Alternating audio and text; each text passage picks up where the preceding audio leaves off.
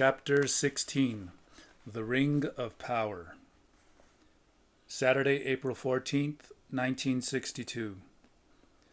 Don Juan felt the weight of our gourds and concluded that we had exhausted our food supply and that it was time to return home. I casually mentioned that it was going to take us at least a couple of days to get to his house. He said he was not going back to Sonora, but to a border town where he had some business to take care of. I thought we were going to start our descent through a water canyon, but Don Juan headed towards the northwest on the high plateaus of the lava mountains. After about an hour of walking, he led me into a deep ravine, which ended at a point where two peaks almost joined. There was a slope there, going almost to the top of the range. A strange slope which looked like a slanted concave bridge between two peaks. Don Juan pointed to an area on the face of the slope. "Look there fixedly," he said. "The sun is almost right." He explained that at midday the light of the sun could help me with not doing. He then gave me a series of commands. To loosen all the tight garments I had on, to sit in a cross-legged position, and to look intently at the spot he had specified. There were very few clouds in the sky, and none towards the west. It was a hot day, and the sunlight beamed on the solidified lava. I kept a very close watch over the area in question. After a long vigil, I asked what specifically I was supposed to look for. He made me be quiet with an impatient gesture of his hand. I was tired. I wanted to go to sleep. I half closed my eyes. They were itching, and I rubbed them. But my hands were clammy, and the sweat made my eyes sting. I looked at the lava peaks through half-closed eyelids, and suddenly the whole mountain was lit up. I told Don Juan that if I squinted my eyes, I could see the whole range of mountains as an intricate array of light fibers. He told me to breathe as little as possible in order to maintain the view of the light fibers, and not to stare intently into it, but to look casually at a point on the horizon right above the slope. I followed his instructions and was able to hold the view of an interminable extension covered with a web of light. Don Juan said in a very soft voice that I should try to isolate areas of darkness within the field of light fibers, and that right after finding a dark spot, I should open my eyes and check where that spot was on the face of the slope. I was incapable of perceiving any dark areas. I squinted my eyes and then opened them up various times. Don Juan drew closer to me and pointed to an area to my right, and then to another one right in front of me. I tried to change the position of my body. I thought that perhaps if I shifted my perspective, I would be able to perceive the supposed area of darkness he was pointing to. But Don Juan shook my arm and told me in a severe tone to keep still and be patient. I again squinted my eyes and once more saw the web of light fibers. I looked at it for a moment, and then I opened my eyes wider. At that instant, I heard a faint rumble. It could have easily been explained as the distant sound of a jet plane. And then, with my eyes wide open, I saw the whole range of mountains in front of me as an enormous field of tiny dots of light. It was as if for a brief moment, some metallic specks in the solidified lava were reflecting the sunlight in unison. Then the sunlight grew dim and was suddenly turned off, and the mountains became a mass of dull dark brown rock, and at the same time it also became windy and cold. I wanted to turn around to see if the sun had disappeared behind a cloud, but Don Juan held my head and did not let me move. He said that if I turned, I might catch a glimpse of an entity of the mountains, the ally that was following us. He assured me that I did not have the necessary strength to stand the sight of that nature. And then he added in a calculated tone that the rumble I had heard was the peculiar way in which an ally heralded its presence.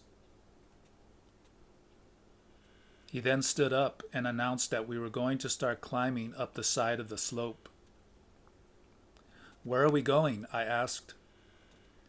He pointed to one of the areas he had isolated as being a spot of darkness. He explained that not doing had allowed him to single out that spot as a possible center of power, or perhaps as a place where power objects might be found. We reached the spot he had in mind after a painful climb. He stood motionless for a moment, a few feet in front of me. I tried to come closer to him, but he signaled me with his hand to stop. He seemed to be orienting himself. I could see the back of his head moving as if he were sweeping his eyes up and down the mountain. Then, with sure steps, he led the way to a ledge. He sat down and began to wipe some loose dirt off the ledge with his hand. He dug with his fingers around a small piece of rock that was sticking out, cleaning the dirt around it. Then he ordered me to dig it out. Once I had dislodged the piece of rock, he told me to immediately put it inside my shirt because it was a power object that belonged to me. He said that he was giving it to me to keep and that I should polish and care for it. Right after that, we began our descent into a water canyon, and a couple of hours later, we were in the high desert at the foot of the lava mountains. Don Juan walked about 10 feet ahead of me and kept up a very good pace. We went south until just before sunset. A heavy bank of clouds in the west prevented us from seeing the sun, but we paused until it had presumably disappeared over the horizon. Don Juan changed directions then and headed towards the southeast. We went over a hill, and as we got to the top, I spotted 4 men coming towards us from the south. I looked at Don Juan. We had never encountered people in our excursions, and I did not know what to do in a case like that. But he did not seem to be concerned. He kept on walking as if nothing had happened. The men moved as if they were not in a hurry. They meandered towards where we were in a leisurely way. When they were closer to us, I noticed that they were 4 young Indians. They seemed to recognize Don Juan. He talked to them in Spanish. They were very soft-spoken and treated him with great deference. Only one of them spoke to me. I asked Don Juan in a whisper if I could also talk to them, and he nodded his head affirmatively. Once I engaged them in conversation, they were very friendly and communicative, especially the one who had first spoken to me. They told me they were there in search of power quartz crystals. They said that they had been wandering around the lava mountains for several days, but they had not had any luck. Don Juan looked around and pointed to a rocky area about 200 yards away. "That's a good place to camp for a while," he said. He began to walk towards the rocks, and we all followed him. The area he had selected was very rugged. There were no bushes on it. We sat down on rocks. Don Juan announced that he was going to go back into the chaparral to gather dry branches for a fire.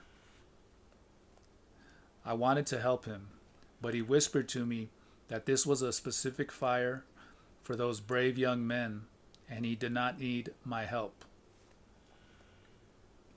The young men sat down around me in a close cluster. One of them sat with his back against mine. I felt a bit embarrassed. When Don Juan returned with a pile of sticks, he commended them for their carefulness and told me that the young men were a sorcerer's apprentices, and that it was the rule to make a circle and have two people back to back in the center when going on hunting parties for power objects. One of the young men asked me if I had ever found any crystals myself. I told him that Don Juan had never taken me to look for them. Don Juan selected a place close to a big boulder and started to make a fire. None of the young men moved to help him, but watched him attentively. When all the sticks were burning, Don Juan sat with his back against the boulder. The fire was to his right. The young men apparently knew what was going on, but I did not have the faintest idea about the procedure to follow when one was dealing with sorcerer's apprentices. I watched the young men. They sat facing Don Juan, making a perfect half circle. I noticed then that Don Juan was directly facing me, and two of the young men had sat to my left and the other two to my right. Don Juan began telling them that I was in the lava mountains to learn not doing, and that an ally had been following us. I thought that that was a very dramatic beginning, and I was right. The young men changed positions and sat with their left legs tucked under their seats. I had not observed how they were sitting before. I had assumed that they were sitting the same way I was, cross-legged. A casual glance at Don Juan revealed to me that he was also sitting with his left leg tucked in. He made a barely perceptible gesture with his chin to point at my sitting position. I casually tucked in my left leg. Don Juan had once told me that that was the posture that a sorcerer used when things were uncertain. It had always proved, however, to be a very tiring position for me.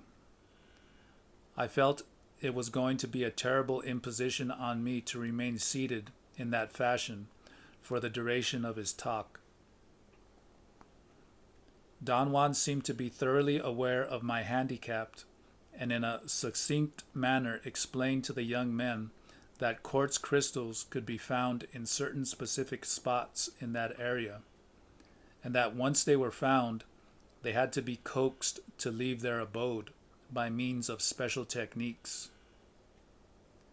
The crystals then became the man himself, and their power went beyond our understanding. He said that ordinarily quartz crystals were found in clusters, and that it was up to the man who had found them to choose 5 of the longest and best-looking blades of quartz and sever them from their matrix. The finder was responsible for carving and polishing them in order to make them pointed and to make them fit perfectly to the size and shape of the fingers of his right hand. Then he told us that the quartz crystals were weapons used for sorcery, that they were usually hurled to kill, and that they penetrated the enemy's body and then returned to their owner's hands as though they had never left it. Next, he talked about the search for the spirit that would turn the ordinary crystals into weapons, and said that the first thing one had to do was to find a propitious place to lure out the spirit. That place had to be on a hilltop and was found by sweeping the hand with a palm turned towards the earth until a certain heat was detected with the palm of the hand. A fire had to be made on that spot. Don Juan explained that the ally was attracted by the flames and manifested itself through a series of consistent noises. The person searching for an ally had to follow the direction of the noises until the ally revealed itself, and then wrestle it to the ground in order to overpower it. It was at that point that one could make the ally touch the crystals to imbue them with power. He warned us that there were other forces at large in those lava mountains, forces which did not resemble the allies. They did not make any noise, but appeared only as fleeting shadows and did not have any power at all. Don Juan added that a brilliantly colored feather or some highly polished quartz crystals would attract the attention of an ally, but in the long run, any object, whatever, would be equally effective, because the important part was not to find the objects, but to find the force that would imbue them with power. What's the use of having beautifully polished crystals if you never find the spirit giver of power, he said. On the other hand, if you don't have the crystals, but do find the spirit, you may put anything in his way to be touched. You could put your dicks in the way if you can't find anything else. The young men giggled. The most daring of them, the one who talked to me first, laughed loudly. I noticed that Don Juan had crossed his legs and was sitting in a relaxed manner. All the young men had also crossed their legs. I tried to slip casually into a more relaxed posture, but my left knee seemed to have a pinched nerve or a sore muscle, and I had to stand up and jog on the spot for a few minutes. Don Juan made a joking comment. He said I was out of practice kneeling down because I had not been to confession in years, ever since I had begun running around with him. That produced a great commotion among the young men. They laughed in spurts. Some of them covered their faces and giggled nervously. "I'm going to show you fellows something," Don Juan said casually after the young men had stopped laughing. My guess was that he was going to let us see some power objects he had in his pouch.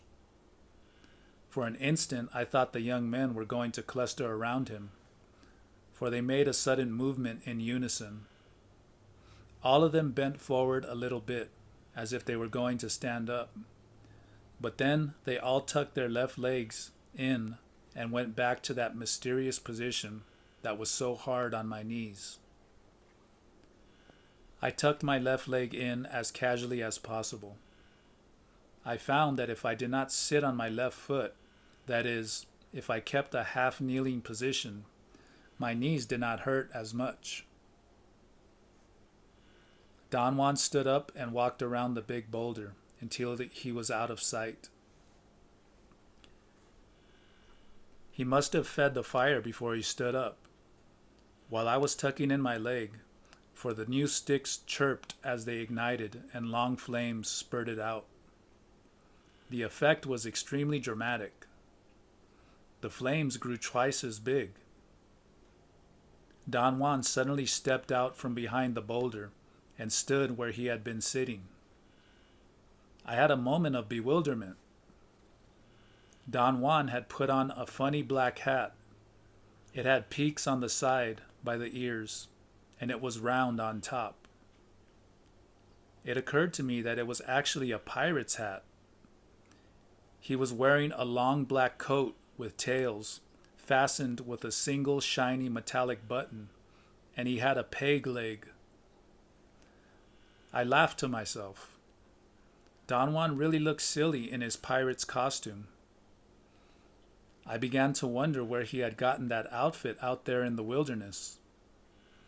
I assumed that it must have been hidden behind the rock. I commented to myself that all Don Juan needed was a patch over his eye and a parrot on his shoulder to be the perfect stereotype of a pirate. Don Juan looked at every member of the group, sweeping his eyes slowly from left to right. Then he looked up above us and stared into the darkness behind us. He remained in that position for a moment, and then he went around the boulder and disappeared. I did not notice how he walked. Obviously, he must have had his knee bent in order to depict a man with a wooden leg. When he turned around to walk behind the boulder, I should have seen his bent leg. But I was so mystified by his acts that I did not pay any attention to details. The flames lost their strength at the very moment Don Juan went around the boulder. I thought that his timing had been superb. He must have calculated how long it would take for the sticks he had added to the fire to burn, and had arranged his appearance and exit according to that calculation. The change in the intensity of the fire was very dramatic for the group. There was a ripple of nervousness among the young men. As the flames diminished in size, the young men went back in unison to a cross-legged sitting position. I expected Don Juan to step out from behind the boulder right away and sit down again, but he did not. He remained out of sight. I waited impatiently. The young men were sitting with an impassive look on their faces. I could not understand what Don Juan had intended with all those histrionics. After a long wait, I turned to the young man on my right and asked him in a low voice if any of the items Don Juan had put on, the funny hat and the long-tailed coat, and the fact he was standing on a peg leg, had any meaning to him. The young man looked at me with a funny blank expression. He seemed confused. I repeated my question, and the other young man next to him looked at me attentively in order to listen. They looked at each other seemingly in utter confusion. I said that to me, the hat and the stump and the coat made him into a pirate. By then, all four men had come closer together around me. They giggled softly and fretted nervously. They seemed to be at a loss for words. The most daring of them finally spoke to me. He said that Don Juan did not have a hat on, was not wearing a long coat, and was certainly not standing on a stump, but that he had a black cowl or shawl over his head and a jet black tunic like a friar's that went all the way to the ground. No, another young man explained softly. He didn't have a cowl. That's right, the other said. The young man who had spoken first looked at me with an expression of total disbelief. I told him that we had to review what had happened very carefully and very quietly, and that I was sure Don Juan had wanted us to do so, and thus he had left us alone. The young man who was to my extreme right said that Don Juan was in rags. He had on a tattered poncho or some sort of Indian coat and a most beat-up sombrero. He was holding a basket with things in it, but he was not sure what those things were. He added that Don Juan was not really dressed as a beggar, but rather as a man who was coming back from an interminable journey loaded with strange things.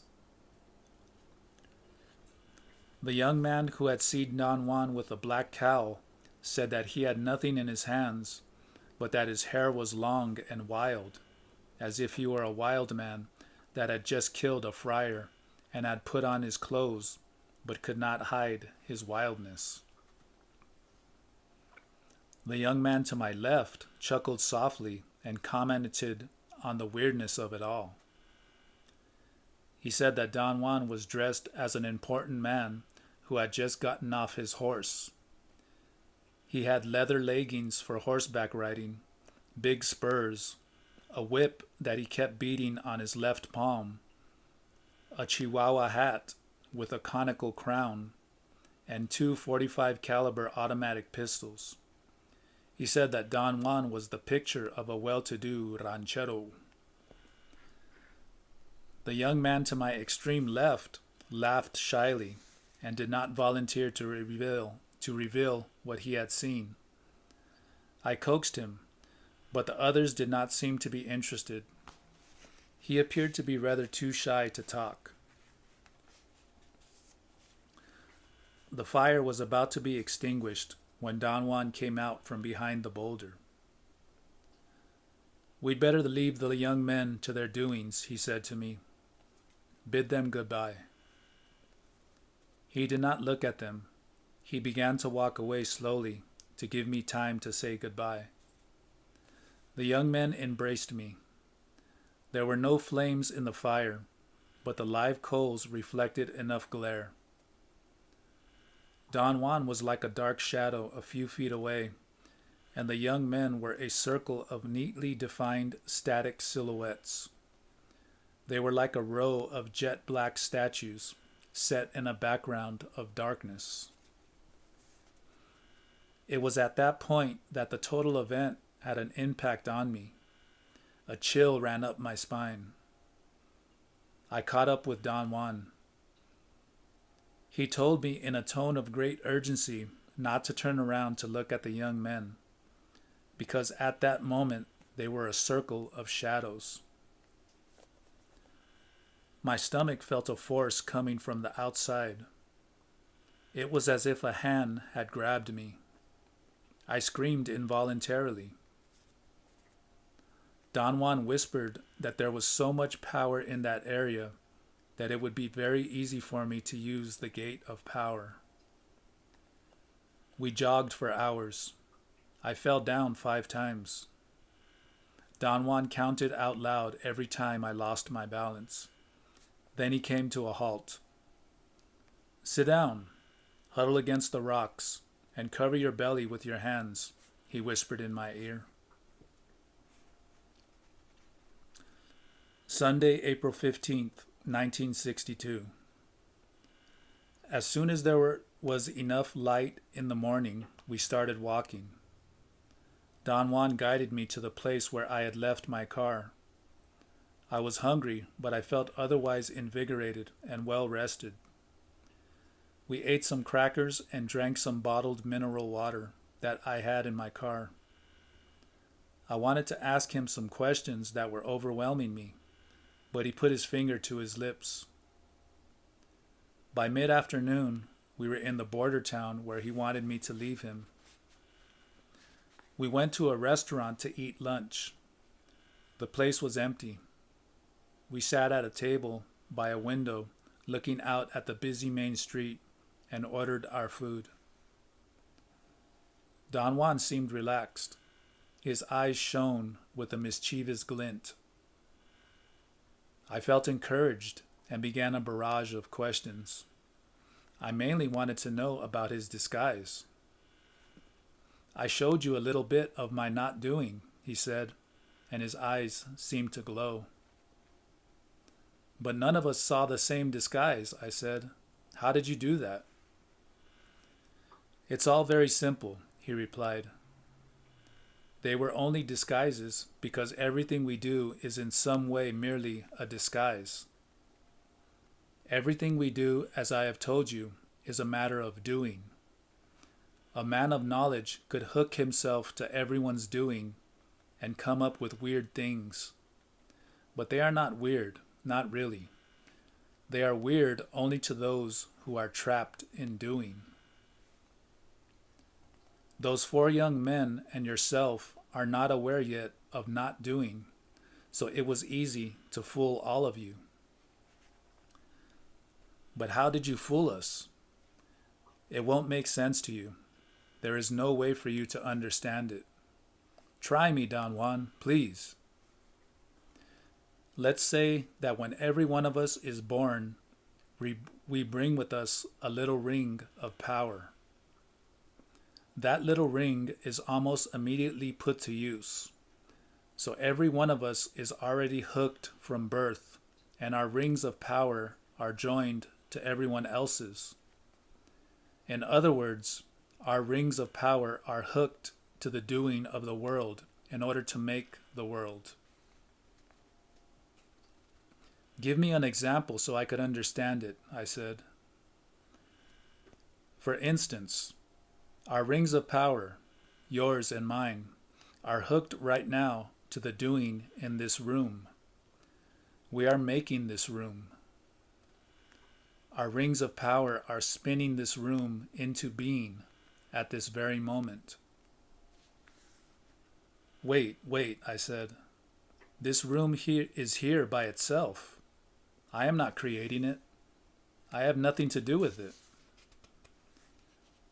Don Juan did not seem to be concerned with my argumentative protests.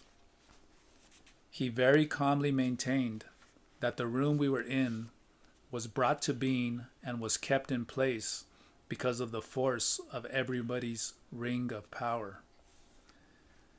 You see, he continued, every one of us knows the doing of rooms because in one way or another, we have spent much of our lives in rooms. A man of knowledge, on the other hand, develops another ring of power. I would call it the ring of not doing, because it is hooked to not doing. With that ring, therefore, he can spin another world. A young waitress brought our food and seemed to be suspicious of us. Don Juan whispered that I should pay her to show her that I had enough money. I don't blame her for distrusting you, he said, and roared with laughter. You look like hell. I paid the woman and tipped her, and when she left us alone, I stared at Don Juan, trying to find a way to recapture the thread of our conversation. He came to my rescue. Your difficulty is that you haven't yet developed your extra ring of power, and your body doesn't know not doing, he said. I did not understand what he had said. My mind was locked in quite a prosaic concern. All I wanted to know was whether or not he had put on a pirate's outfit. Don Juan did not answer, but laughed uproariously. I begged him to explain. But I've just explained it to you, he retorted. You mean that you didn't put on any disguise? I asked. All I did was to hook my ring of power to your own doing, he said. You yourself did the rest, and so did the others. That's incredible, I exclaimed. We all have been taught to agree about doing, he said softly. You don't have any idea of the power that agreement brings with it. But fortunately, not doing is equally miraculous and powerful. I felt an uncontrollable ripple in my stomach. There was an unbridgeable abysm between my first-hand experience and his explanation. As an ultimate defense, I ended up, as I have always done, with a tinge of doubt and distrust, and with the question, what if Don Juan was really in cahoots with the young men, and he himself had set it all up? I changed the subject and asked him about the 4 apprentices. Did you tell me that they were shadows? I asked. That's right. Were they allies? No, they were apprentices of a man I know. Why did you call them shadows? Because at that moment they had been touched by the power of not doing. And since they are not as stupid as you are, they shifted into something quite different from what you know. I didn't want you to look at them for that reason. It would have only injured you. I did not have any more questions. I was not hungry either. But Don Juan ate heartily and seemed to be in an excellent mood. But I felt dejected. Suddenly, a consuming fatigue possessed me. I realized that Don Juan's path was too arduous for me. I commented that I did not have the qualifications to become a sorcerer. Perhaps another meeting with Mescalito will help you, he said. I assured him that that was the farthest thing from my mind, and that I would not even consider the possibility. Very drastic things have to happen to you in order for you to allow your body to profit from all you have learned, he said. I ventured the opinion that since I was not an Indian, I was not really qualified to live the unusual life of a sorcerer. Perhaps if I could disentangle myself from all my commitments, I could fare in your world a little better, I said. Or if I would go into the wilderness with you and live there. As it is now, the fact I have a foot in both worlds makes me useless in either. He stared at me for a long moment. This is your world, he said, pointing to the busy street outside the window. You are a man of that world. And out there in that world is your hunting ground. There is no way to escape the doing of our world. So what a warrior does is to turn his world into his hunting ground. As a hunter, a warrior knows that the world is made to be used. So he uses every bit of it. A warrior is like a pirate that has no qualms in taking and using anything he wants, except that the warrior doesn't mind or he doesn't feel insulted when he is used and taken himself.